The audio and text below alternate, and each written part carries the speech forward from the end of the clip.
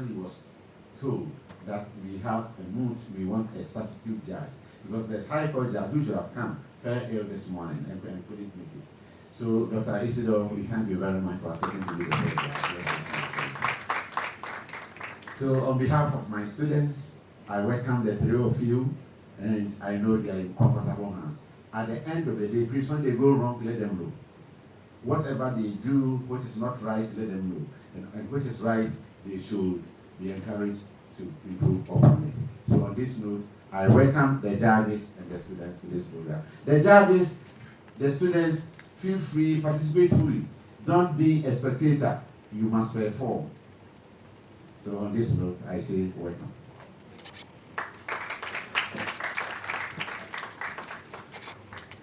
Thank you very much. So please, the competition is about to start. So shall we all rise as our judges take their seats?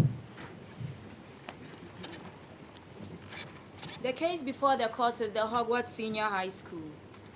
The parties are Applicant, the Tomorrow Now NGO, versus Respondent, the Hogwarts Senior High School. The applicants and respondents are each allocated 30 minutes to present their pleadings.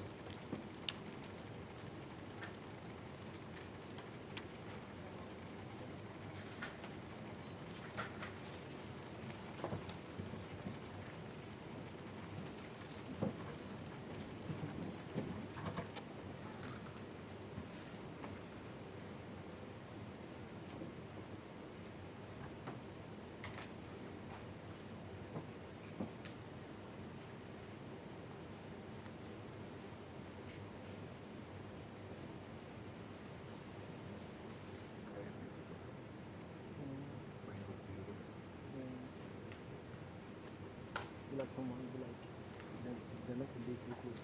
Then you are breathing into it. I'm not a problem of microphone. But the sound is really right.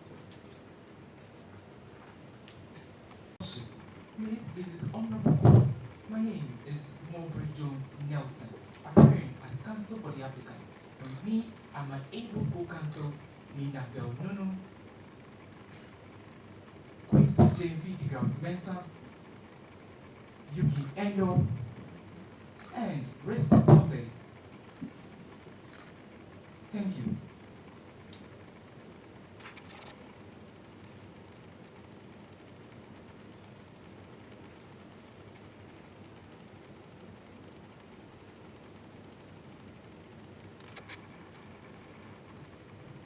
Madam President, Your Ladyship, Your Lordship, my name is Joel Telka, appearing as counsel on behalf of Hogwarts Senior High School, who are respondents in the Eastern matter. I am joined by counsel Patricia Kafi Komla Usu, Shadri Katanga, Elikin Kuchi, and Emmanuel Itakumita. Thank you very much, Your Lordship.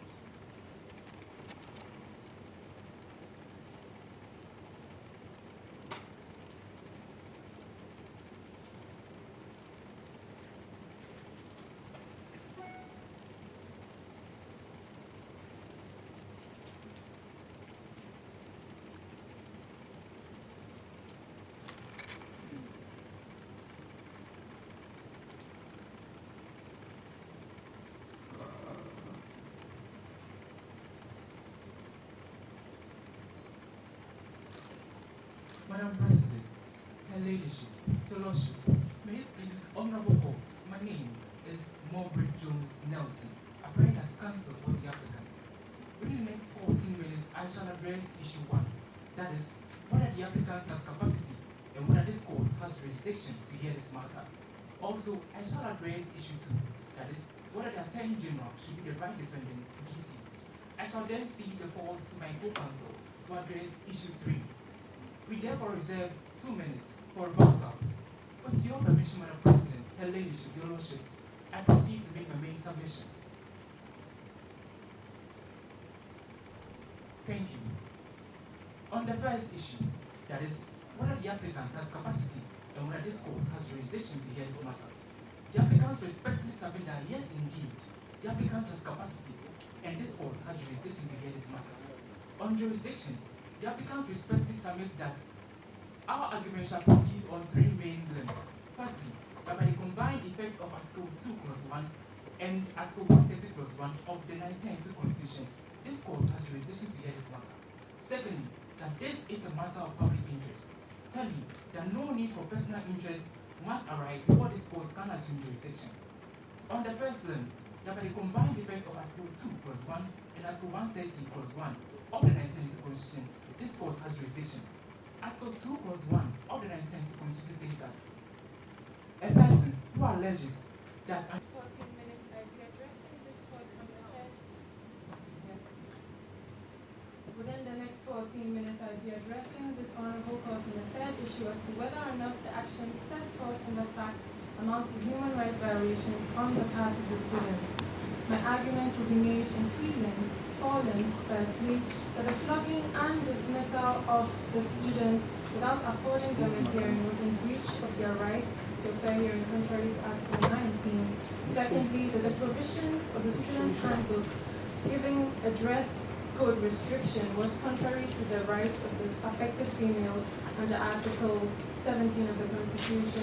Thirdly, that the conduct of the school authorities in relation to the demonstration carried out was contrary to the students' rights under Articles 21, clause 1, D and E. And thirdly, that the manner in which the search was conducted by the Dumbledore Army amounted to a violation of the students' rights to privacy. Your Lordship, with your permission, I proceed to the first link of my arguments. On the first link of my arguments, the applicant submits that indeed the flogging and dismissal of the students without affording them a hearing was in breach of their rights to a fair hearing under Article 19 of the Constitution. Your Lordship's Article 19 of the Constitution provides that where a criminal allegation is leveled against the person should be given reasonable or ample time to speak or address the allegation leveled against him or her. Your Lordship, this is highly reflective of the odi alteram partem principle, which requires, in its ordinary Latin meaning, that the courts listen to the other side or party. Your Lordships, in the case of Awuni Which part of Article 19 says that? Article 19 plus 2, Your Lordships. What's about?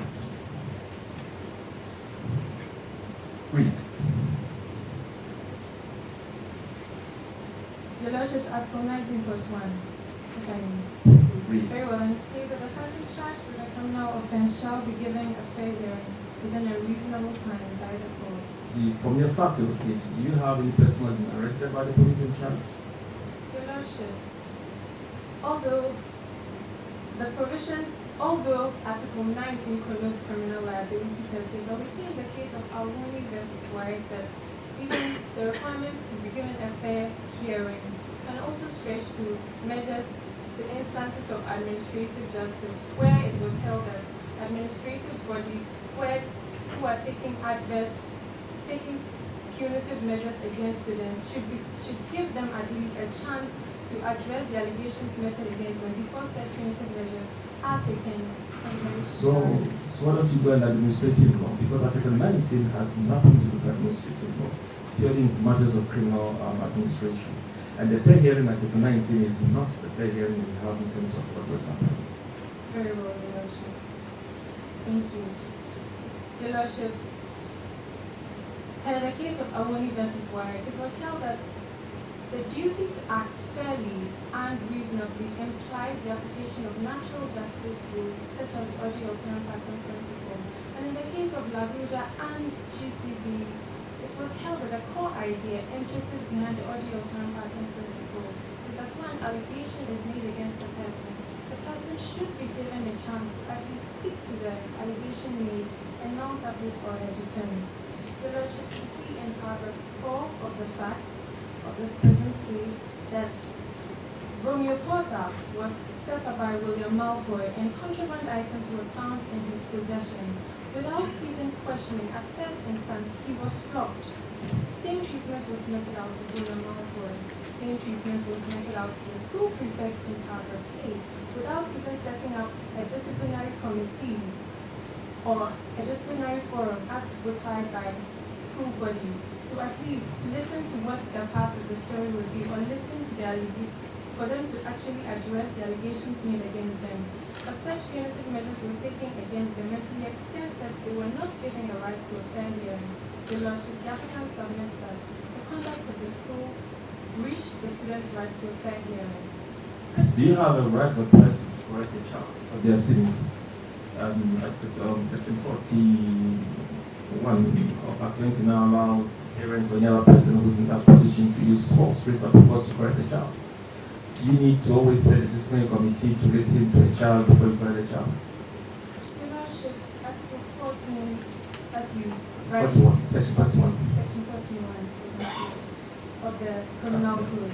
Very well, but within even that context, the very fact that parents can actually delegate their rights to competent bodies to actually instill moral discipline where students go wrong, because they've been given a form of discretion and they are to exercise it within reasonable limits. And to the extent that you have the discretion does not necessarily mean that where you can actually afford the students a fair hearing, you should go under the guise of I have been given the authority and prevent them from having a fair hearing, Your Lordships. Is there a subtle admission in your argument that in some cases you cannot afford a disciplinary? Is that where you can afford a disciplinary, you should give the students? So Yes, that is Your subtle Lordship. admission. And in some cases you cannot afford a hearing. Will this case classify as one? Your Lordships, this case will not classify as one because there was even for the exceptions provided for, there are even exceptions to natural justice.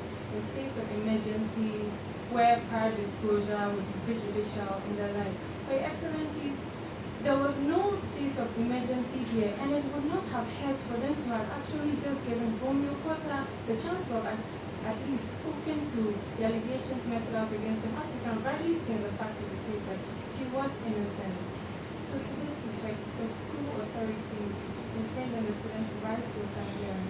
Proceeding to the second limb of my arguments, the applicant submits that the provisions in the student's handbook imposing a dress code restrictions on certain affected females was in breach of their rights to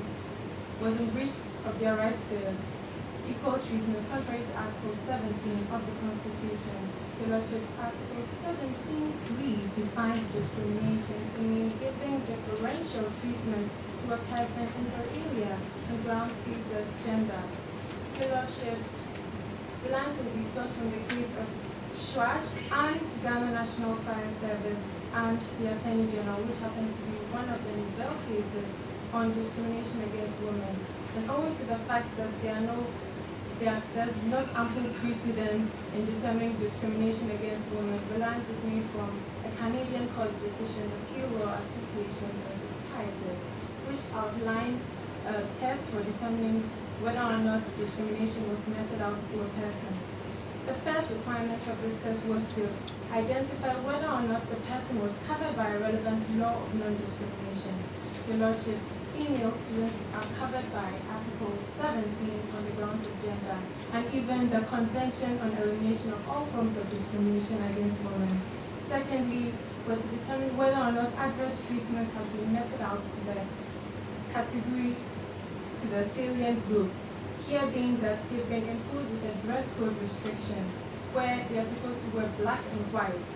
And thirdly, we're supposed to find out if there's a reasonable justification, a legitimate justification that's actually maybe motivated the giving of the imposition or the dress code restriction. From the facts of the case, we find out that there's no rationale or there's no underlying motive imposing a dress code restriction. It just merely states without giving the rationale. Even we see in paragraph 6 of the fact that Hermione Acham wanted to actually voice out her displeasure about the unconstitutionality of it. This was a fair chance for the students, the teacher, to have actually addressed her as to why the dress code restriction was necessary. And also she told to shut up and obey the rules. To this extent, we submit that the dress code restrictions on the said females was discriminatory against them in breach of their rights to equal treatment under Article 17. Proceeding to the third limb of my argument, the applicant submits that the conduct of the school authorities in relation to the demonstration was in breach of their rights to association as provided for in Articles 21 plus 1D and E. The Lordship's Articles 21 plus 1D and E is to the effect that students or citizens have the right to form associations in furtherance of collective or common objective goals. Your Excellencies, in the case of an NPP and IGP, it was held that mere permission or mere consent or mere notice tendered to an authoritative body to the effect that you're going to carry out a demonstration was enough. And the requirements to actually wait for consent could give these authoritative bodies unfettered discretion, which could prohibit them from allowing people to go on demonstrations or form associations. Your Lordship, you see in this case in paragraphs 7 of the facts that Jose Voldemort actually, a week before the demonstration took place, gave prior notice to the headmaster, and on the very day he riled up the students on a peaceful demonstration. There was no indication of violence whatsoever. And as he went to the headmaster's office, he was met with the absence of the headmaster. Ordinarily, the demonstration and its entire purpose had come to an end because he couldn't even fulfill the purpose of which the demonstration. So they were otherwise going back to their classrooms. Or who were they met with? They were met with the teachers, the students' authorities, who actually began to inflict them with various degrees of injuries. There were 2 fatalities recorded. Your Lordship, this is even contrary to Articles 28.3, which provides that children should not be subject to any form of cruel or degrading treatment. Your Lordships, even if the students had committed any act, it didn't give them the discretion to actually lash them in any manner, such that 2 fatalities, Your Lordships, were recorded. And to this extent, it submitted that the conduct of the school authorities in relation to the demonstration carried out by the students was contrary to their rights to association, as provided for in Articles 21 plus 1D and E. And in the 4th limb of my arguments, the applicant submits that the manner in which the search was conducted by the Dumbledore Army was in breach of the students' rights to privacy, as provided for in Articles 18 of the Constitution. Your Lordships, Articles 18 of the Constitution, subsection 2, provides that no interference should be made to the privacy of a person's property or home, except for purposes such as in furtherance of public interest, public morals, and the like. Your Excellencies, in this case, admittedly, Hogwarts Senior High School is a reputable high school. They would want to instill moral discipline and conduct searches that would prohibit students from carrying or bringing contraband items to the school. Yes, Your Lordships, we agree with that. But Your Lordships, the manner in which the search was conducted, we admit that coming into a school of this repute, the students have actually waived a portion of their rights such that the students' administration can come into the dormitories and conduct searches. But Your Excellencies, it doesn't give them unfettered discretion to actually go and conduct searches in a conduct in which the searches are made, you rummage through the students' suitcases, trunks, bags, in a way that amounts to little disregard for the vulnerable items of the students, Your Lordships. And to this extent, the manner in which the search was conducted, Your Lordships, amounted to a breach of the rights to privacy of the students, although the students' bodies did have discretion or had the rights to conduct the searches. And to this, the applicant submits that the manner specifically. So your problem is not about the right per se, but the manner in which the search was Yes, conducted. So it's not a violation of the right to privacy. Your It's talking Lordships, about destruction of their properties and other things, but not really to violation of the right to privacy. Is that the argument? Your Lordships, to the very point that they hid under the whole brackets that they've been given the right to conduct searches, to abuse this discretion, Your Lordships, it amounts to a violation of their rights to privacy. Because we see in the case of ADO and the Attorney General and IGP, where it was held that the rights to privacy is not absolute, it can be waived for purposes of public interest. But where where there's a statutory limit or there's a statutory mandate given to which you can breach this right, it should be exercised in that manner. Where it exceeds that limit, it will still amount to a breach of the rights to privacy. So admittedly, the school had the right to come and conduct the searches, but it did not give them a ticket to actually come and conduct the search in any manner as they wished, such as So at which point did the abuse happen of the discretion? We talk about the abuse of the discretion. At which point in the search? Your Lordships, and I refer you to paragraph 3 of the facts, where we see in the very last paragraphs, and I read that it said they proceeded to the student dormitories where they conducted an impromptu search, rummaging through suitcases, bags, and trunks with little regard for the well-being of the items within. Your Lordships, to this extent where the facts even state that they conducted the search in a way that it amounted to little regard for the well-being of the items within. What was the nature of the items that were seized? Your Lordships, owing to the fact that Hogwarts High School and Ghana share quite similar jurisprudence, I can make inference to high schools in Ghana, the like of Holy Child or Presbyterian Boys. You know, in the dormitories, students coming to these schools, some come from far and near, some from the northern region, some even from different jurisdictions. They come probably with every item they could possibly have for the semester. The very fact that teachers can come into the dormitory and conduct searches doesn't mean that someone's last bottle of shittle or someone's science notes, which they have been compiling from years 1 to 3, can come and be treated in any manner, Your Lordships. And to that extent, we are not saying that the search was unlawful, but we are saying that the teachers should have actually had regard for the economic well-being of the properties of the students whilst conducting the searches, Your Lordships. And to this, but does that make the right? Does that result in a violation of right to privacy? That's what we understand. Yes, Your Lordships, that's held in the case of Adwood versus IGP, as I stated earlier, which stated that where you're given a legal mandate, you must not exceed it. So what was exceeded?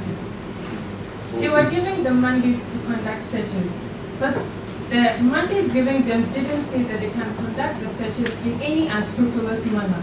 You can conduct the searches, find any contraband items, but it doesn't give you the ticket. It doesn't open the floodgates to say, I can come in, I'm a teacher, I can come in and rummage through stuff of the students in any manner I please, just because I'm coming under a lawful ticket or by virtue of the fact that I'm a teacher in a high school, Your Lordships.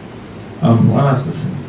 You're talking about, I think, it's about the presentation about the 2 people who died. We're talking about that. Is it a human rights issue or you make it a criminal matter? Your Lordships. Why? Because you talked about all these things, but it's all about the human rights part. Is that what you're analyzing? Or you think that when a person kills another, it's not a human rights matter, it's a criminal matter? Because everything is basically human rights. But of course, when one person kills the other, we don't make it a human rights matter, and the human rights court will make it a criminal matter. Your Lordships, even as you rightly said, this is even another pure violation of the rights to life. So when the person's right to life is violated, the legal action is not a human rights action in court for a violation of right to life. It's a criminal matter for murder. Very well. So, yeah. So, Your Lordships, the NGO would even proceed to institute another action against the respondent in a criminal court, owing to the fact that they had murdered 2 of our students. Thank you. They will not institute an action. They will report to the police. All prosecutions are carried out by the police. Very well. Thank you very much, Your Lordships. It becomes a criminal matter. Very well, Your Lordship. Thank you so much. So,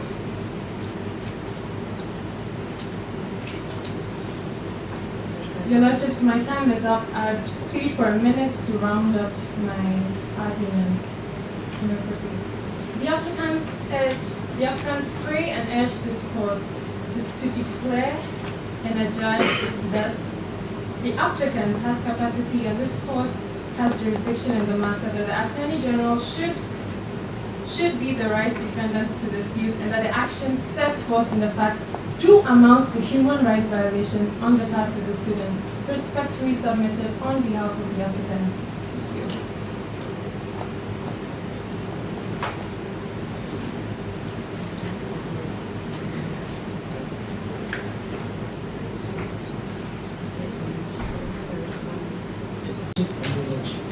May it please this honorable court. My name is Joel. Yes, please. My name is Joel Telfa, appearing as counsel for Hogwarts Senior High School, who are the respondents in the instance case. I shall be addressing the court on whether or not the Supreme Court has jurisdiction to hear the matter, and whether or not the applicant has capacity to bring the matter before the court, and finally, whether or not the action set forth in the facts amount to a breach of fundamental human rights of the students so mentioned. Your Lordships, after I'm done, I intend to cede the floor to my co-counsel, who shall address the issue on whether or not the Attorney General should be the right defendant to the suit. I intend to use 20 minutes, we reserve 2 minutes for rebuttal, and my co-counsel shall use 8 minutes. Your Lordships, my submission will be to the effect that the Supreme Court in the instant case does not have jurisdiction to hear the matter, the applicant does not have capacity to bring the matter, and finally, the actions by the school do not amount to a breach of fundamental human rights. Your Lordship, it's important to note that I intend to integrate a rebuttal on much of the issues that the applicant raises, mainly in the substantive arguments I'm making. At the outset, Your Lordships, it is important that the issue of local standing is addressed directly with the jurisdictional claim, because we intend to submit strongly to this court that once the issue of jurisdiction does not arise in this court, then the applicant doesn't have capacity to sue, because this is a matter that should be brought properly in the High Court under Article 33(1). Your Lordships, the applicant submits, or the defendant or the respondent submits that issues rising out of the instant case do not raise an issue of either the interpretative or the enforcement jurisdiction of the Supreme Court under Article 2(1). It is our contention that the rights purportedly violated are human rights for which the High Court should exercise jurisdiction under Article 33(1), which is very explicit in saying that where a person alleges that a breach or potential breach of rights in relation to him may happen, the person has access to the High Court for redress of those rights. Your Lordships, the duty to enforce human rights provisions are vested in the High Court by virtue of Article 140(1). In the matter of USA No. 2 versus Attorney General, the court held that because Article 33(1) of the 1992 Constitution provided a specific remedy for addressing violations of human rights provisions, the Supreme Court's enforcement jurisdiction would not arise. Your Lordship, it has been the holding of this court in many instances that where the Constitution confers a certain level of redress on a particular matter or a specific matter, that particular forum must be invoked. This was the opinion of the JJSC in SEPS versus NLC 2009 Supreme Court of Ghana Law Report at page 46. To the extent that a cause can be determined by a superior court, where the Constitution itself has found out that responsibility to the superior court, it is our strong submission that the jurisdiction of that superior court must be respected, and allowing the applicant's matter to fly in the instant case will amount to a naked usurpation of the rights or the jurisdiction granted the High Court by the 1992 Constitution of the Republic of Marcos.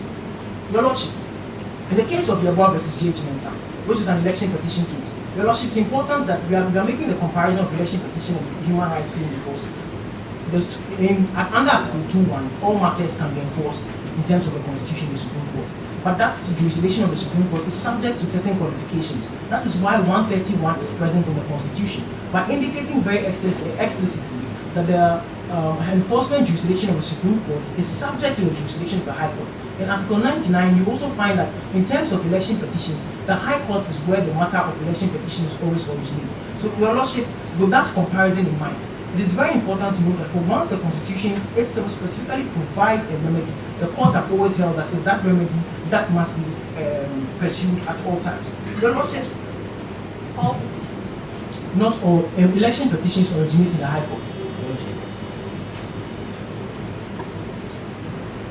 All of them. Parliamentary, Parliamentary, much obliged, Your Lordship. Parliamentary election petitions originate in the High Court. Presidential election petitions originate in the Supreme Court. Thank you very much for the guidance. I'm so glad. Your Lordship, in determining what the metric is for jurisdiction of this court, the Supreme Court held in the Ghana Bar Association versus Attorney General, the Aban case, that there are two very important elements to take into consideration. One, the statute that invests jurisdiction. In this instance, the 1992 Constitution, by virtue of Articles 12(1), 33(1), and 142, vest in terms of statute the jurisdiction of the High Court in terms of human rights. Second, the true nature of the claims, which is very important for us, having regard to the relief sought or the actual effects of the relief sought, Your Lordship. The actual effect of the relief sought by the applicant in the instant matter is to enforce the personal rights of students, of some students of Hogwarts Senior High School. We submit strongly that the the Supreme Court should not allow this enforcement claim shrouded as a public interest matter come under it. We submit strongly that this is not a public interest matter, and we want to analyze this very short. Your Lordship, we are not unaware of the decision in the GIMPA versus Accra Metropolitan Assembly and Attorney General case, together with the Federated Youth Association of Ghana and Public Universities of Ghana, where the Supreme Court has held that a matter can be brought to the Supreme Court on behalf of a group of people in the interest of public interest. Your Lordship, it is very important to define what public interest is pursuant to 295 of the 1992 Constitution, as including any right to advantage which inures or is intended to inure to the benefit generally of the whole people of Ghana. Your Lordship, is our submission that to put a narrow interpretation of the meaning of public interest in the instant matter will be very problematic, because, Your Lordships, every matter regarding the Constitution may be directly, liberally construed as one of public interest. But the framers of the Constitution foresaw this theoretical primacy of allowing every matter originate in the Supreme Court. That is why they vested original jurisdiction in the High Court. Your Lordships, we submit that in the instant case, the people whose rights are being complained of are identified people. The rights that were breached were rights that were personal to them. These rights are person-specific. We think, or we submit strongly, that a remedy exists for them in the High Court. We don't, it's our opinion that once they are able to file the instant case in the High Court, a remedy can be so provided for them. We stick to the provision that once a remedy exists, you ought to always pursue that remedy. That's the importance of procedural propriety in the pursuance of our laws. We put down procedural safeguards to ensure that the proper procedure is always followed in achieving justice. Other than that, we defeat the very purpose for setting out our Constitution. Alright, let me ask you a question. So how do you enforce the right to life? Your Lordship, the right to life is enforced by the Attorney General. Why? In which court? In the High Court. How? The Attorney General institutes all criminal matters pursuant to the 1992 Constitution. And only the High Court has criminal jurisdiction? And the Supreme Court and the Court of Appeal may exercise appellate jurisdiction. Lower courts don't have criminal jurisdiction? Your Lordship, in the matter of the right to life, it is my sort of. So what about the other rights also? Which are the rights that you think are in question in this case? Your Lordships, the applicants urges us to think that the right to privacy has been breached, freedom of assembly, right to fair trial, and right to use of natural justice have been breached. Do you have any fair trial in your submission also? Yes, I intend to. No, I don't have an issue of fair trial. I have an issue of natural justice. Thank you very much. So, Your Lordship, in concluding the claim on jurisdiction, we submit that once the Supreme Court has no jurisdiction to hear the matter, because a remedy exists in the High Court and the Public Court with jurisdiction, the plaintiff's capacity does not arise, because the textual commitment of Article 33(1) is very important. The plaintiff must show, or the applicant must show, that the breach of rights complained are in relation to him. The applicant will fail to show that in today's instant matter, because the breach of rights alleged are not in relation to him. They are in relation to a group of students in Hogwarts Senior High School.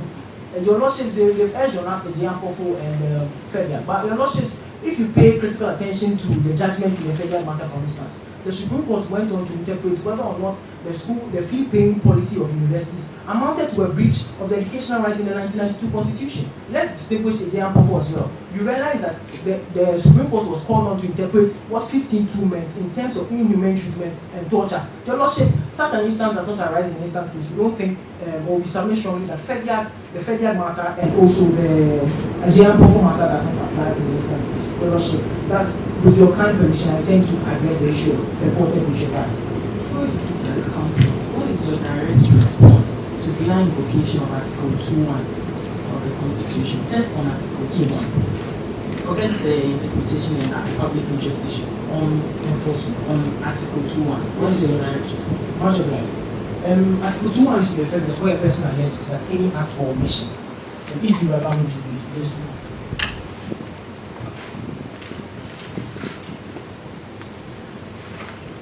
Article 2(1) states, a person who alleges that an enactment of anything contained in or done under the authority of that or any other enactment or any act or omission of any person is inconsistent with or is in contravention of the provision of this Constitution may bring an action in the Supreme Court for a declaration to that effect. Your Lordship, 2.1 is not to be read independently. 2.1 must be construed with 131, which says the jurisdiction of the Supreme Court in terms of human rights is subject to the jurisdiction of the High Court. 2.1 is not absolute, it's subject to certain conditions. And that's our submission. So that's our direct response. Not every matter in terms of enforcement of the Constitution can be brought under 2.1. The example I gave on election petitions, in terms of parliamentary elections, I'm so guided by your leadership. In terms of parliamentary elections, do not originate in the Supreme Court. Thank you very much, Your Leadership. Your Leadership, on our second claim, it's What is the claim? Have you addressed the issue of capacity? You talked about it. Yes, Your Lordship, I said the importance of 33.1 is that the breach of rights must be in direct relation to the individual. Conclude on that. Okay, so it's our submission that because the Supreme Court does not have jurisdiction to hear the matter, we need to answer the question of which court has jurisdiction to hear the matter. It's our submission that the High Court does. Yes. But if the court is so guided or so minded to agree with us that the High Court should hear the matter, then 33.1 is very important because 33.1 is explicit in stating under what circumstances a person will have capacity in the court. 33.1 says the violation must be in relation to him. Tomorrow now, NGO has not been brutalized purportedly or none of their rights have been breached by the Hogwarts Senior High School. You think they are mere busybodies in the instant matter, we don't think that will fly. Your Ladyship and Your Lordship, I'll proceed to address the second issue. I'll start with the right of fair trial, which is wrongly addressed by them. We'll try to engage on that. Your Lordship, they argue that the rules of natural justice are so inherent, and we are guided by the dictum of Manfredado in the Awuni vs. Wyatt, where she said natural justice rules are so elemental to our justice system that they've been elevated to constitutional rights. Your Lordship, like they admit, natural justice rules are not absolute, like all constitutional rights. Your Lordship, it's our position that in the instant matter, compelling the school to observe the rules of natural justice may lead to a case of absurdity because in the instant matter, in many instances, teachers are seized with the opportunity or are called to act instantly when students have brought items that are explicitly banned in the student handbook. But even if you are supposed to go with the argument on the rules of natural justice, we say that cannot arise because in the instant case, you are causing the teacher to be judge, jury, executioner. We submit that the framers of the Act 506, the GES Act, Parliament, saw that could be a challenge that will arise. That's why they set, pursuant to Section 93, they set up a district education oversight committee where students would level complaints against teachers in terms of where they felt a breach of their rights or a complaint of rights existed. We submit strongly that an appropriate forum existed for these students. These students could have raised this matter of breach of rights at the District Oversight Education Committee, which they failed to do. Your Lordship, it's important to know that the applicants are noted for going a lot on defects in terms of procedural and propriety. Your Lordship, the court is always burdened with instances of a lot of cases. The reason we set up judicial bodies, quasi judicial bodies, to limit the number of cases that come to the court is that we want to ensure that people follow the right procedure in terms of remedying their rights. We say the District Oversight Education Committee exists. It's available to the students of Hogwarts Senior High School. And so if you want to uphold the rules of natural justice in its truest sense, we submit strongly that the District Oversight Education Committee must be deferred to putting a sort of burden on the teachers to be able to be judged, jury, executioner. We submit strongly that the rules of natural justice will not be upheld in that instance. Are you making a case of jurisdiction or something that they had not complied with internal, that they had an opportunity to go to that committee instead of coming to court? That argument? Your Lordship, that argument is true again. Our first point is that the rules of natural justice will not arise in an instant case because of the primacy that exists in the senior high school system, in the senior high school setup, such that when a teacher comes across a contraband item, it is inherent out of necessity and out of reasonable restriction to ensure that other students are protected. The teacher is not minded, is not guided to uphold the rules of natural justice. But even if we are to buy the argument and accept that the teachers breach the rules of natural justice, we submit strongly that the District Oversight Education Committee, this was foreseen by the lawmakers to ensure that teachers do not become judge, jury, executioner, are the ones who are probably clothed with the jurisdiction to hear a claim of a breach of procedure or complaint of rights in terms of the students. And not the court. Your Lordship, we submit that the court may exercise appellate jurisdiction in that matter because the students always have access to the courts. But it's our strong submission that the District Oversight Education Committee exists for a reason. It must be allowed to go. Are you saying the case is premature? It shall go to the committee. We submit so. Your Lordships, on the issue of the right to privacy, Counsel, on the other side, respectfully admits that no right is absolute. The right to privacy is subject to certain restrictions in 18.2. The restrictions in 18.2 are as follows. If your lordship will allow me to read.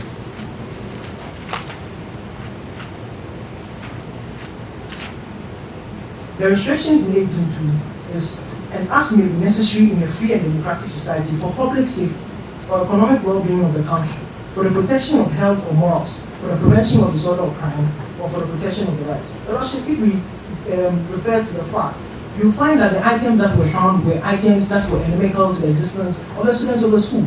These were items that could potentially risk the lives of many more students.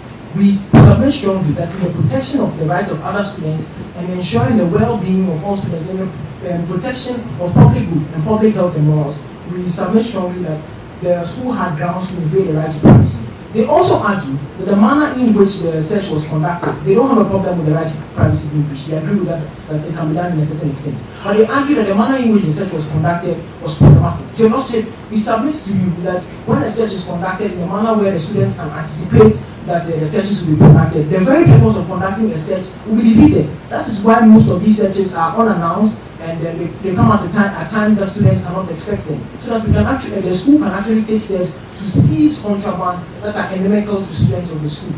We submit strongly that it will lead to an absurdity to say that the school must always inform the students when they are coming for searches. We submit that the searches are important.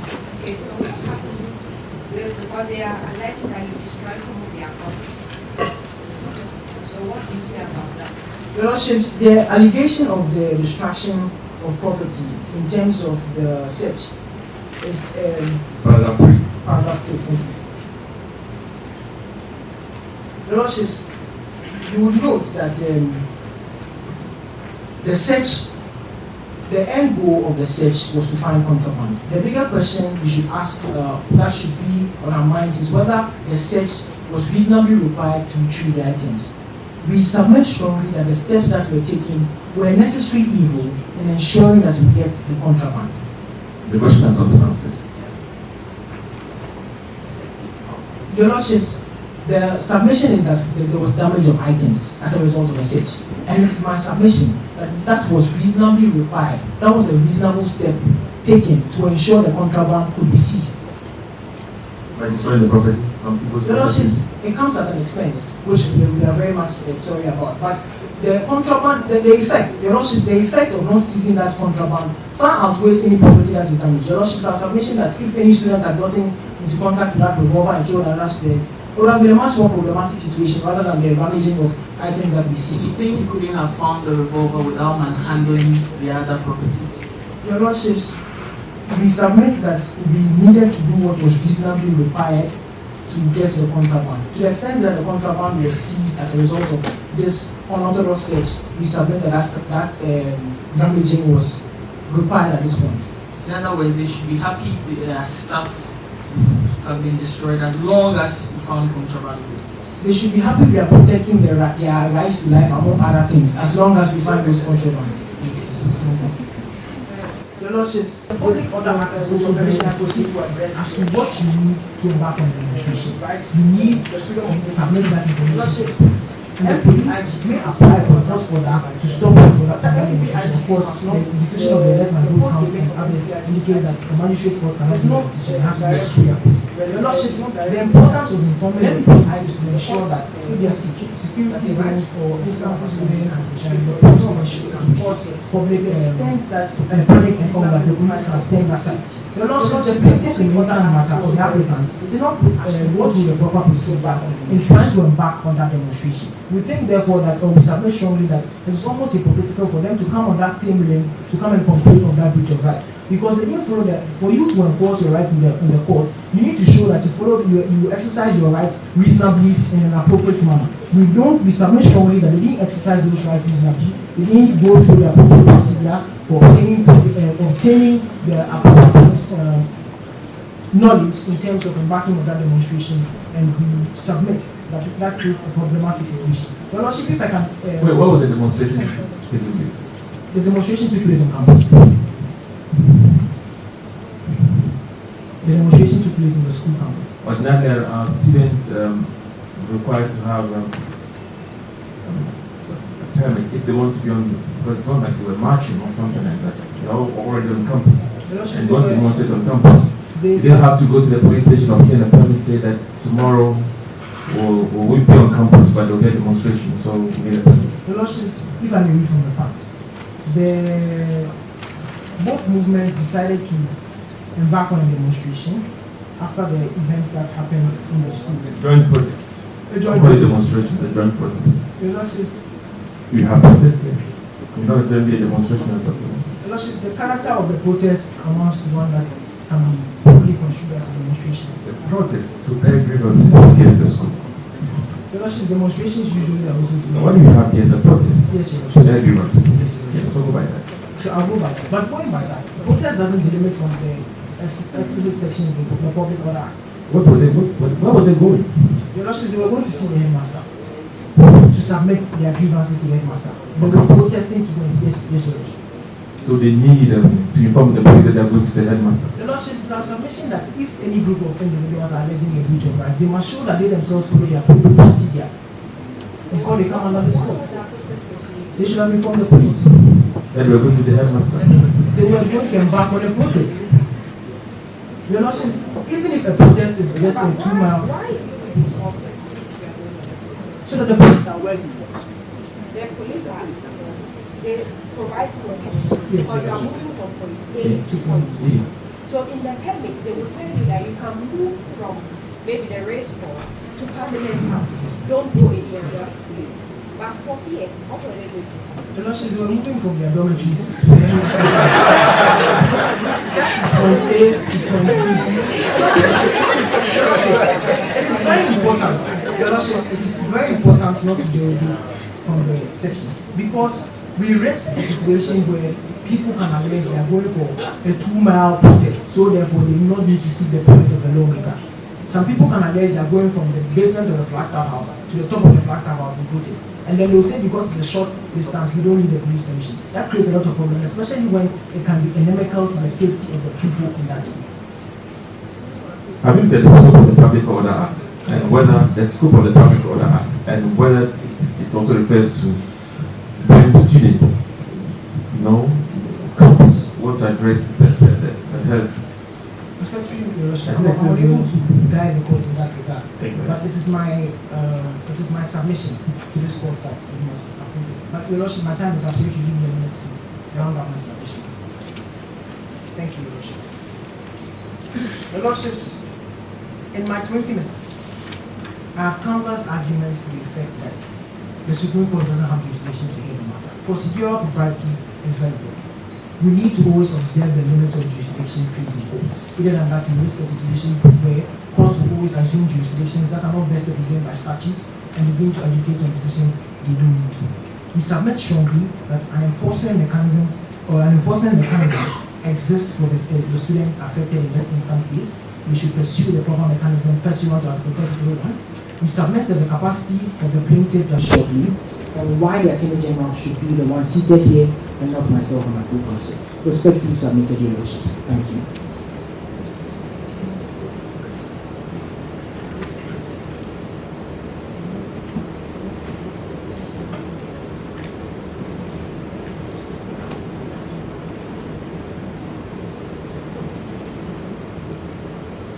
Madam President, Your Lordships, may it please the court. My name is Patricia Kafri Komla Owusu, and within the next 8 minutes, I'll make arguments on the second issue, which is whether or not the Attorney General is the right defendant to this suit. With your permission, I proceed.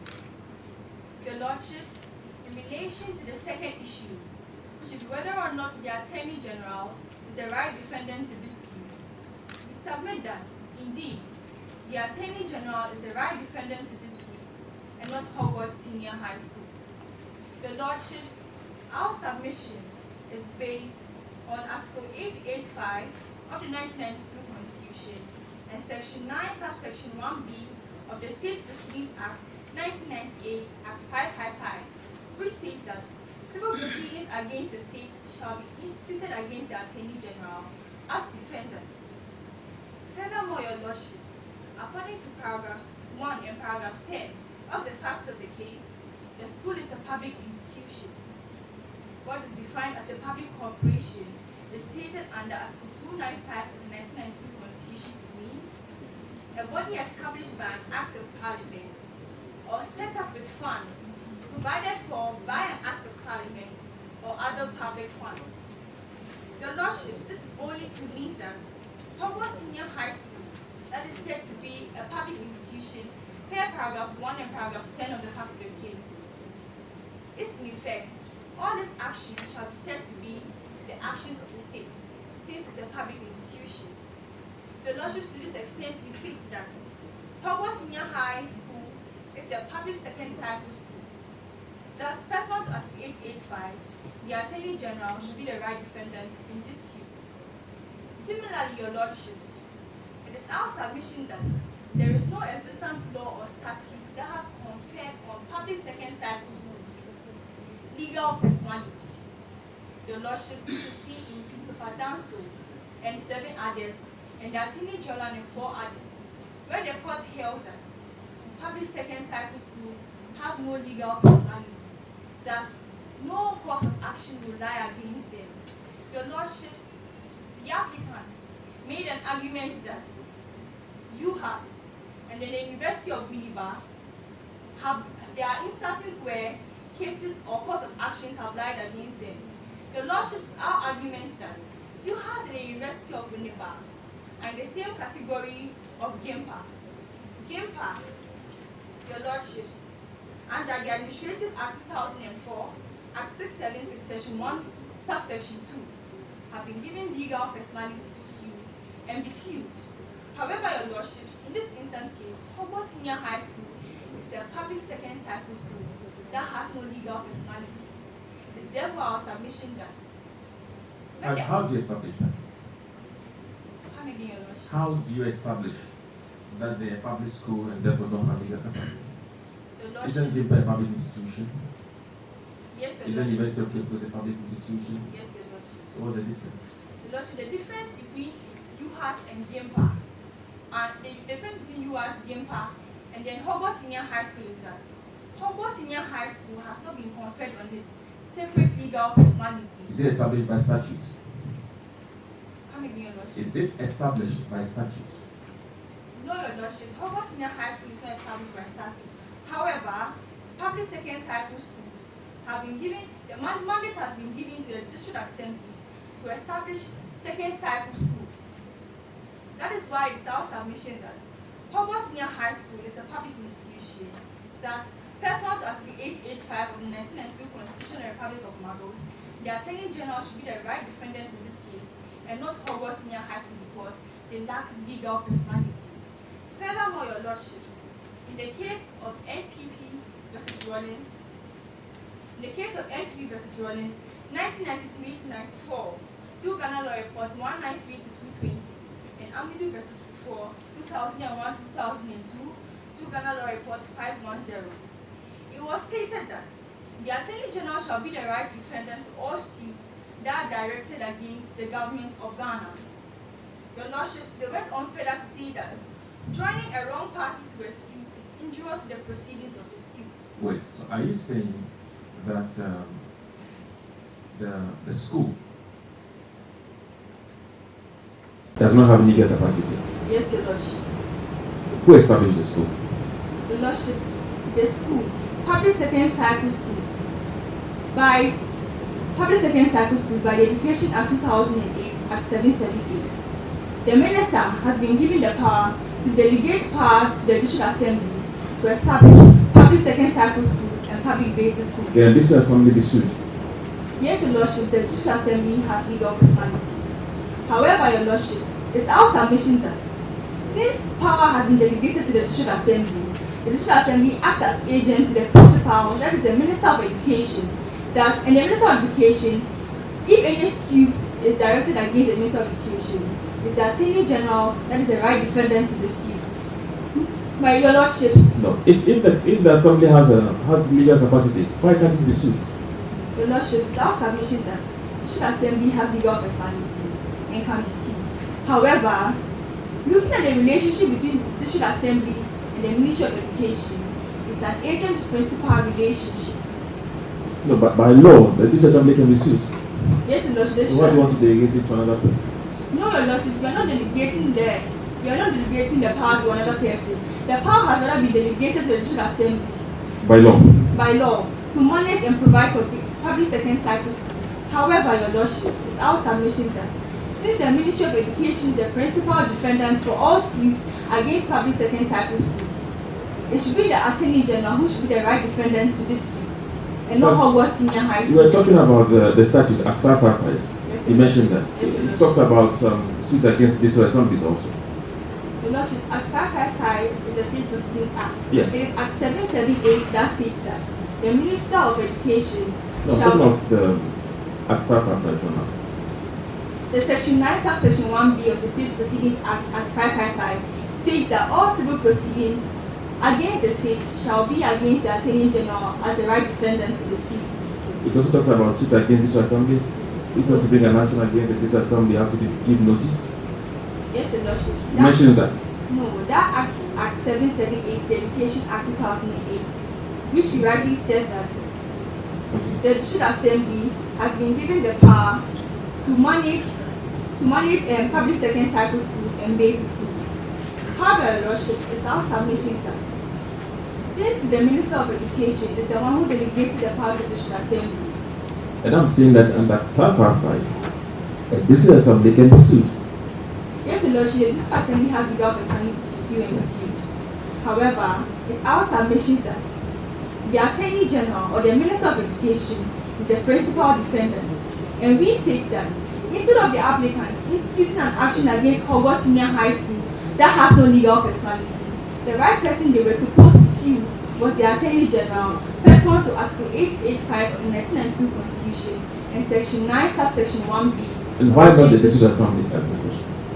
Your Lordship, it's our submission that per the holding in Republic vs. High Court, ex-party, Attorney General, interested party, Delta Foods. It's our submission that where there's a principal defendant to the suit. Who makes a principal defendant? The Lordship, the principal defendant to the suit is the one that has the utmost power. And then the agent to the suit, the agent defendant to the suit is the person with whom the principal defendant has delegated power to. And it's our submission that from the onset, the applicants did not institute any action against the district assembly. Neither did they institute any action against the Attorney General. They instituted the action against Hogwarts, specifically that the actions do not amount to a breach of students' right to privacy. The actions do not amount to a breach of freedom of association and freedom of assembly, including the right to embark on processions and demonstrations. The actions do not amount to a breach of rights to not suffer discrimination. And lastly, Your Lordship, the actions do not amount to a breach of the right to fair trial. Respectfully submitted, Your Lordship. Thank you very much.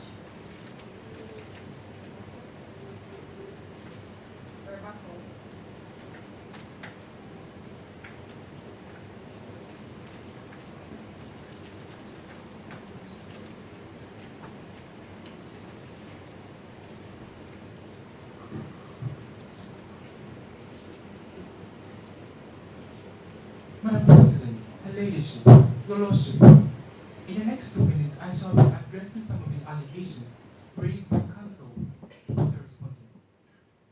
Counsel for the respondent submits that in the AJ case, no issue of interpretation arose. We humbly concede to the fact that in the AJ case, no issue of interpretation arose. However, in that case, Sophia Akufu, JSC, as she then was, commended and congratulated the plaintiff for instituting the action in his own expenses in seeking the interest of the general public for the enforcement of Article 15 Clause 1 and Clause 2 of the 1992 Constitution. Therefore, we submit that although the AGM case didn't fall under any of the sections enumerated in the case of the Republic and Special Tribunal ex parte Akosa, it sought for the enforcement of the provisions of this Constitution. Therefore, this court, the Supreme Court, had jurisdiction in that case. The applicant, Tomorrow Now NGO, are also seeking for enforcement of the provisions of the 1992 Constitution as have been reached according to the fact of this case in paragraph 3, 6, 7, and 8, which are the right to privacy hearing. Also, the respondent alleged that putting a restriction on public interest is problematic.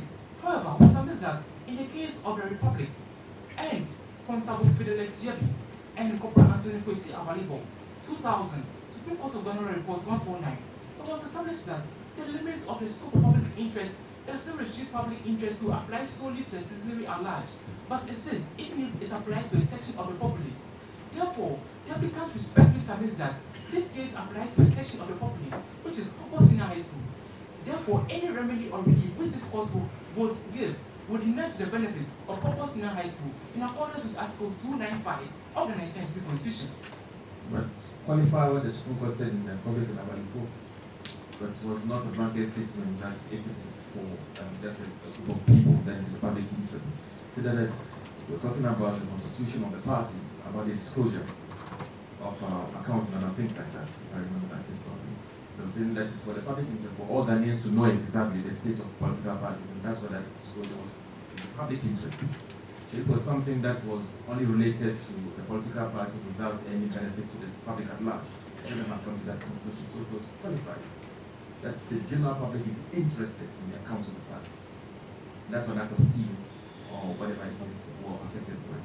So, thank you very much, Your Worship. The applicants respectfully submit that Article 3 Clause 4 of the 1992 Constitution says that all citizens shall have the right and duty to defend this Constitution.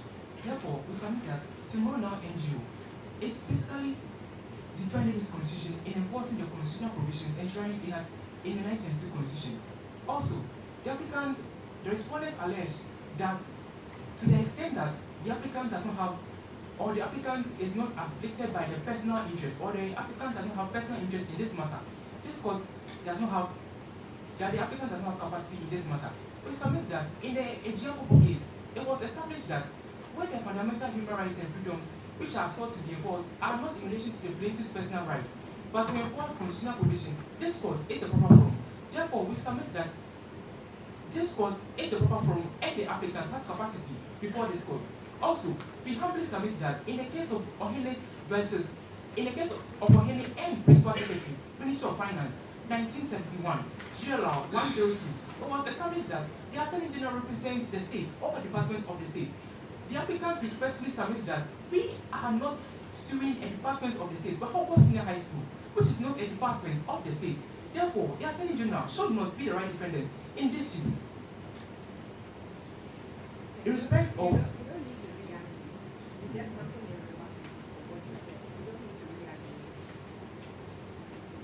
thank you very much, Madam President. In respect of let me ask you this. In the example that's been cited so many times, do you think that if the court had earlier on made a pronouncement on the right to inhuman and degrading treatment, do you think that if the court before hearing that case had already pronounced on it, it would have entertained an application against the Supreme Court on that same issue? Thank you very much, Your Lordship. The applicant respectfully submit that once it relates to enforcement of the provisions of the Constitution, the court will have properly entertained the matter. There's a difference between enforcement of human rights issues before the High Court and then also what will be the case. So, Let me what ask is you, what is the interest of the Republic of Congress? What is happening at all to make it a public interest? Thank you very much, Helish.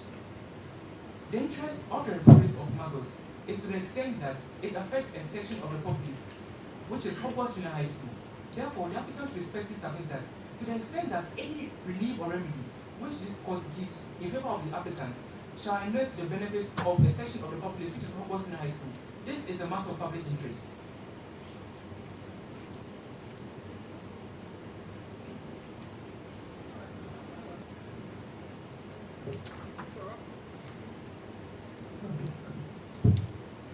Thank you very much, Madam President. Also, on the right to privacy.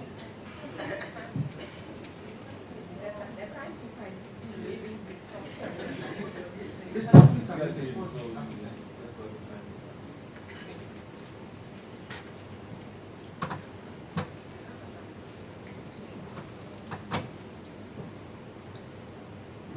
President, Your Ladyship, Your Lordship, applicant has struggled to canvass what is public interest in this instant case because none exists. 15.2 was interpreted and expanded to new basic treaties in the general properties which are so heavily relied on. We submit strongly that no such an instance exists in the instance matter. We submit that the definition of public interest is very clear in the Constitution. We submit that if we are to go by his contrived understanding of what public interest is, every matter would be an issue of public interest before the courts. Because a matter involving a tort or a matter involving any crime can come out probably under Article 34 in terms of defense of the Constitution. But the framers of our Constitution, so wise, we saw the theoretical primacy with this kind of understanding and indicated what courts to go to in terms of enforcement. All the courts, all the superior courts, especially in Ghana, are clothed with jurisdiction to enforce certain category of rights. High Court enforces human rights and election petitions. Court of Appeal enforces your right of appeal. Supreme Court under 2-1. So it's very clear what the Constitution wanted to do in terms of enforcement. It is not the case that always when you want an enforcement of a certain right, you ought to go to the Constitution. Applicant has also tried to submit that Hogwarts Senior High School is not an extension or a department of state. Your Lordship, the facts are very clear in paragraph 10. They give what you did, but not re-arguing. I'm not re-arguing, I'm just rebutting. Thank you very much, I'm so glad you did, Your Lordship. Your Lordship, I'm directly responding to his argument on public-owned school. Your Lordship, the facts are very clear when we say the school, Hogwarts Senior High School, is a public senior high school. We submit that 295 definitely caters for what a public school is. We have no intention of re-litigating the meaning of what a public school is. Your Lordship, finally, we submit very strongly that we don't deny that public interest matters can arise in the Supreme Court.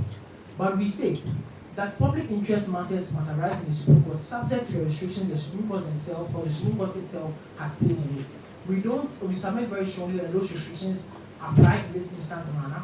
The rights being complained about, the breach being complained about, are specific in relation to the individuals in the instant matter. There are specific students whose rights have been complained about. They have the appropriate forum available to them in the High Court. We submit strongly they should visit the High Court. We are sure that the High Court will be ever ready to provide them a remedy if indeed the breach occur, which we agree or which we submit very strongly did not occur. On these grounds, Your Lordship, we are ever proud to submit that the rate should be struck out. Thank you.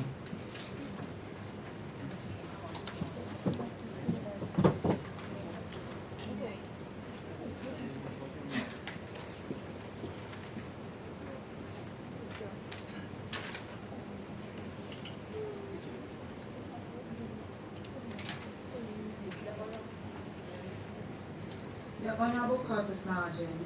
We will allow the judges to deliberate. I think this has been a very interesting day for us in court. And before my president comes, I want to thank all of you for coming. So I invite my president to officially launch the law resolution started yesterday with the church service and the party. Thank you, Mr. President.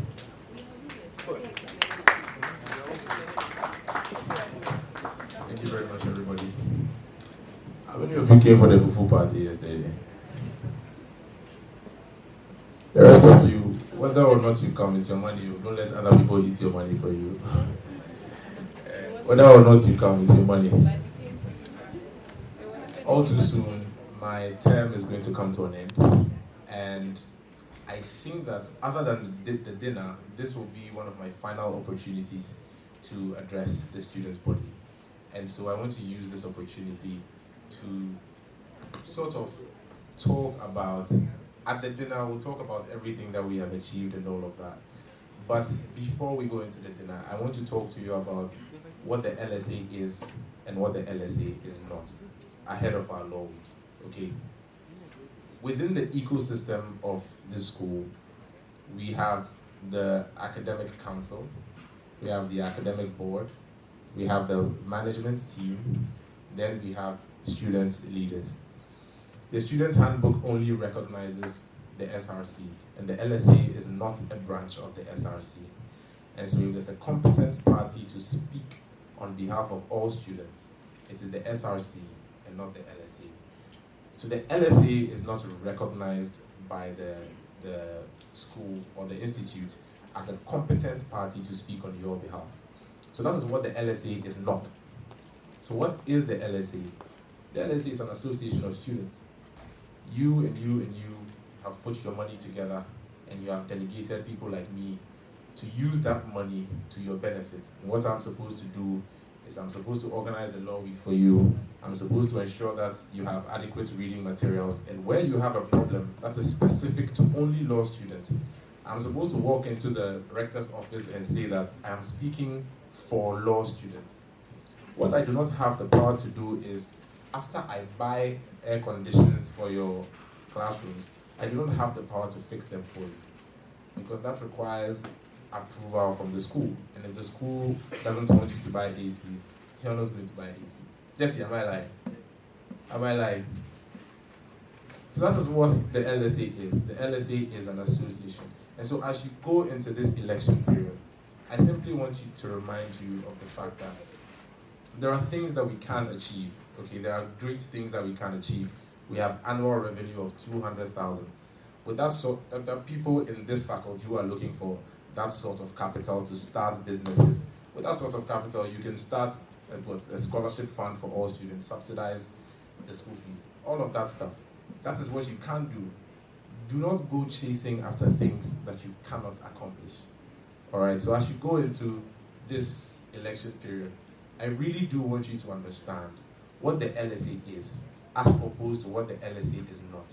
Because that's the only way that we are going to achieve anything moving forward.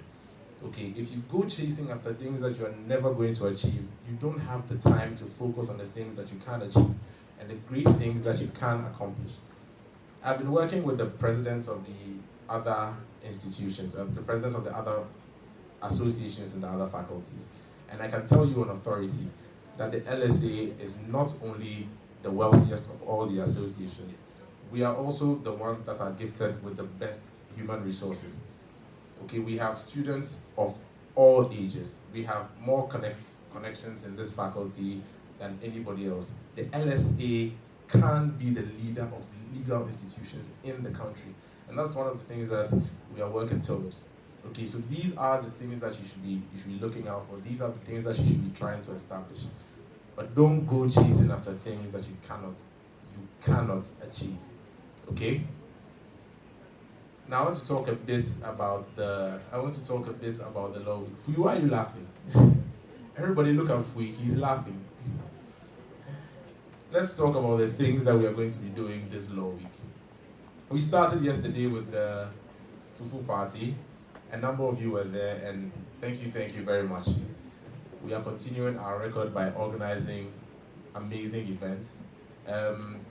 Today, Monday, is the launch of the LSA week. It's very boring, obviously. Tomorrow, we are going to the prisons. Wednesday, we are having a...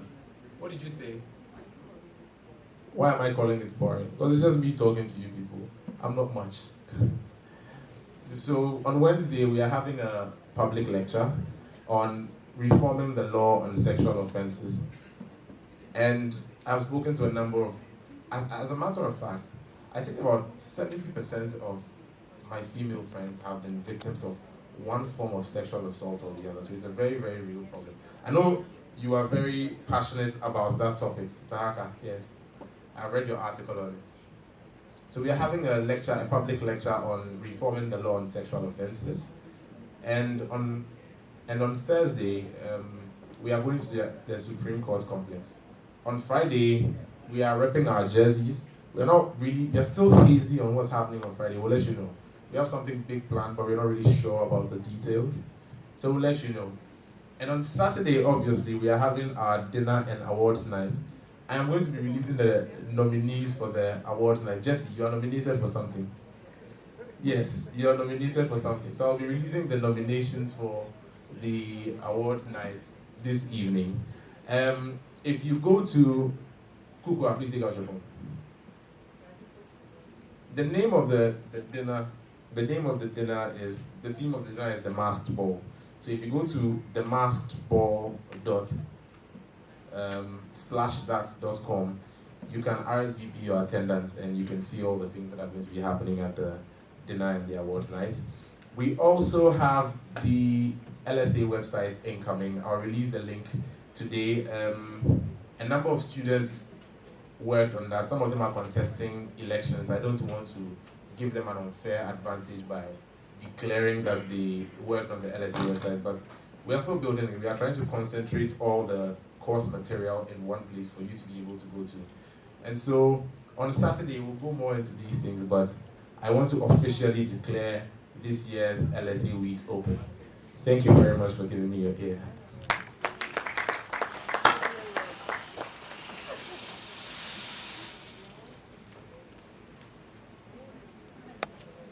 Right, thank you very much. We'll take our comments from the judges, after which we will announce our results.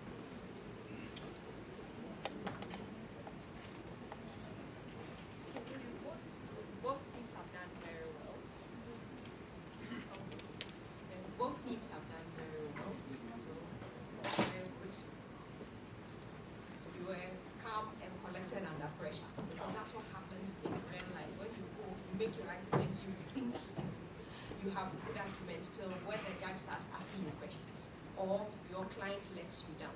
He doesn't tell you what he should have told you. And then under cross-examination, he makes an admission which you don't know anything about. You turn and look at him and he starts laughing sheepishly. So, well, that's real life training. So, skip it up. I think just something small. Usually when the chair speaks, there's nothing more useful to add except to add that always remember that an advocate is a storyteller. You're there to convince the judge, but not just speaking rhetorics as lawyers, but to apply the law to the fact present before you.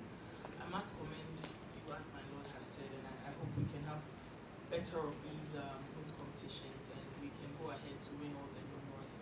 That's where my interest lies, in our international competitions. And I heard you be going to the African Moot with me, so hopefully we can clinch the cup this time from the 4th to the 1st. So thank you for availing yourself of this competition. Thank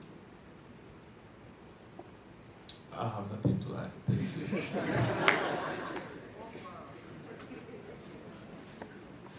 Alright, thank you very much. So we'll go straight to the reason why we are all here. But before that, we would want to recognize two very important people to the Moot Society.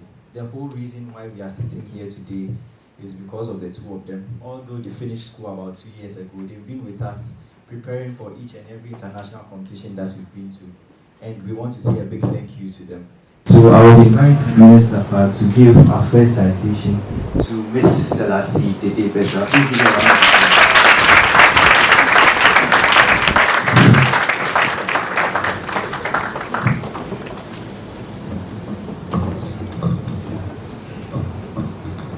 Patronize your lordship, respectfully. It's not to patronize Selassie, but I remember her industry when we went to the All African Meets. We were very young as a faculty in a school, and even though we didn't win, they excelled so much that people began to ask where GIMPA is. And so I think she rightly deserved this. So the citation reads, in honor of Selassie Dede Bedra, for your service to the GIMPA LSA Moot Society. Your hard work and devotion have made the Moot Society what it is today. You have been selfless, sacrificed your time and effort to ensure that people study the law, write it better, and speak it better. Posterity will be proud of you as we are. God bless you and have an illustrious legal career as you continue to imprint your indelible footsteps into the sands of time. Congratulations.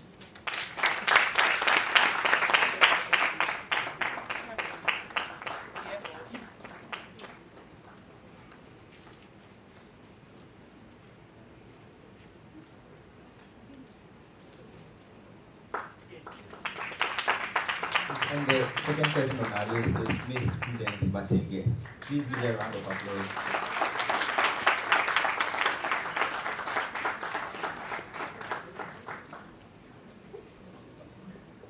Again, in equal measure, our Jesu participant, Prudence.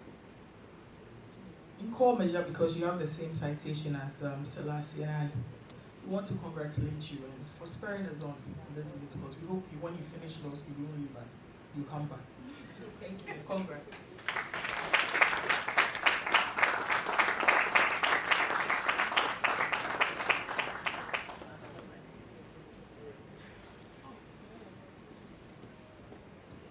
And the last citation goes to our Honorable President today, Justice Jennifer Amandadodo.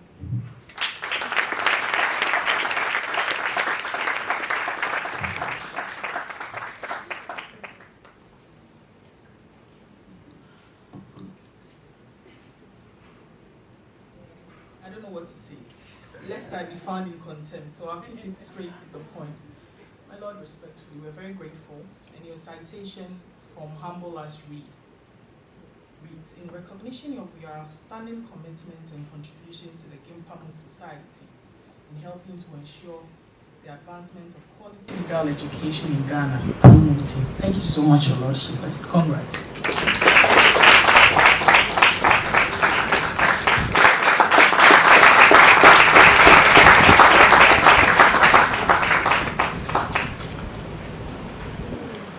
Thank you very much, Selassie. Thank you very much, Prudence, and thank you very much, Your Leadership.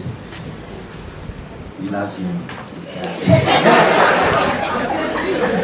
Now to the moment we've all been waiting for. We would start from the preliminaries. We have the award for the best oralist from the preliminary rounds. And the winner of the best oralist preliminary rounds goes to Joel Telfa.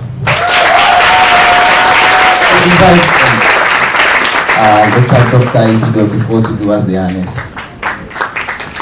A round of applause.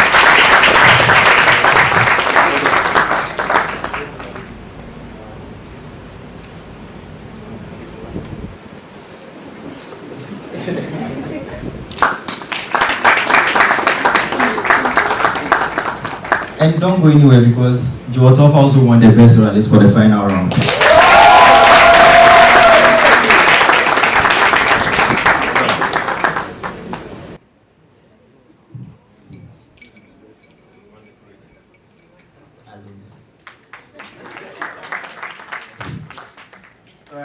We move to the next award on the bill, which is the Best Memorial Award, and the Best Memorial Award goes to the Applicant team.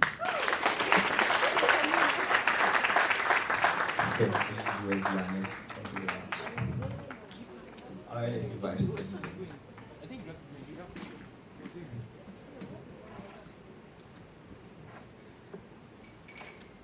Oh, the team. The memorial was a joint effort. Be proud of yourselves. And they won it by a difference of 0.001. So, second to the respondent team. And I think we want to give them a big round of applause because they will go and represent the school at the All African Rights Competition, and we are hoping to bring back the trophy. Thank you very much. Please sit. Now on to the final results. I think I should announce first. Okay. So at the end of the competition and after deliberation by the judges, although the marks were very, very slim, the winner of the 2018-2019 Moot Court Competition is the respondent team.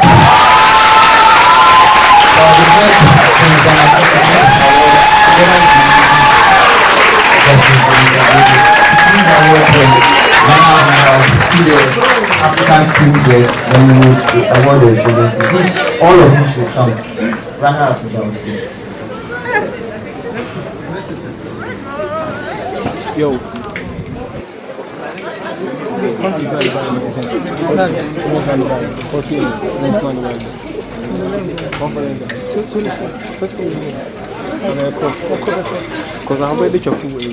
think they've done very, very well. Please give them a round of applause. In some of your minds, they should have done that. They've done very, very well. Oh, please wait. When you finish, take a picture with my lady. I don't think you'll get another chance to take a picture with me. So please go.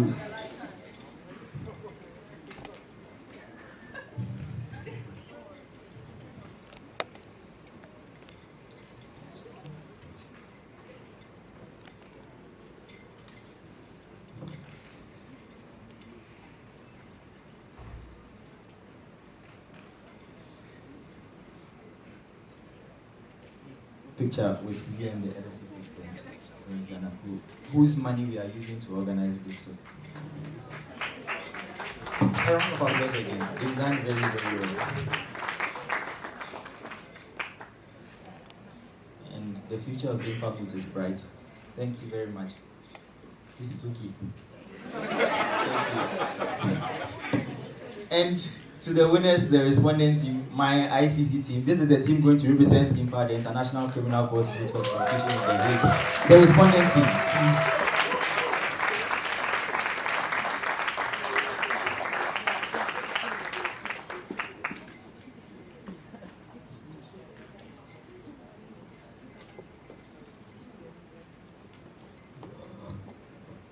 And I think whilst they are taking the awards, we want to recognize the coaches of the two teams, LSA Buji for the respondent team and Eddie Namameklan for the They've done very, very well. And for all the coaches, especially Romeo Babeningra, who for 2 times running has been the best coach for all the teams. We want to see a big thank you. Yes, that's Romeo there. He did very well. He has always been handling our first year teams and he always make it to the semi-finals. So thank you very much, Romeo. We appreciate your effort. Yes, and the trophy.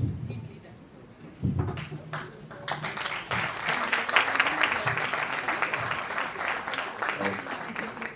Thank you very much. Please take a picture with my. Please, all the judges, please come for it. Mr. Pa. Thank you. Thank you.